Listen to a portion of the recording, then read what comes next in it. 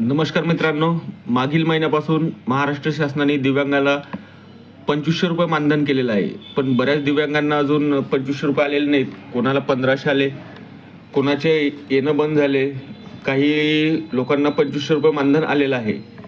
तरी पण आमची तहसीलमध्ये जी मीटिंग झाली होती त्याच्यात आम्हाला तहसीलदार साहेबांनी सांगितलं की सर्व दिव्यांग व्यक्तींना आपलं UDID कार्ड अपडेट करून आणि आधार अपडेट करून तहसीलला जमा करायचं आहे.